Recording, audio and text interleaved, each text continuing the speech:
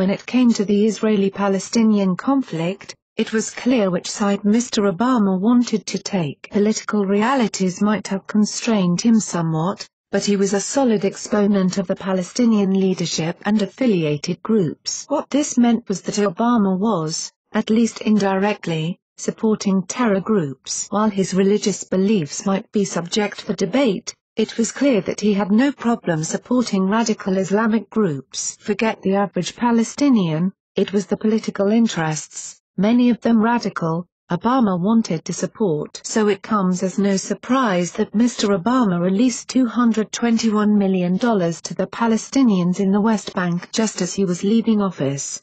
Funds that can now be used to threaten Israel. When someone does something in a deceptive way, it's for a reason. Either the act is illegal or unethical itself, or in the case of political moves, it's to create a result that would not be possible under normal circumstances. For an administration that promised transparency, Mr. Obama's was anything but. Obama pulled this stunt on his last day in office when he authorized the State Department to release about $221 million in withheld funds to Palestinians living in the West Bank, and it looks like it's finally gone through. President Trump attempted to hold up the payment pending a review, but the State Department, which often has its own agenda, had already sent the payment through. Despite a review imposed on the payment by the incoming Trump administration, and the perception that Obama had turned away from supporting Israel towards the end of his term, acting State Department spokesman Mark Toner confirmed the money had reached the Palestinians last month. State Department officials claim the funds will be used to promote the rule of law in the Palestinian territories,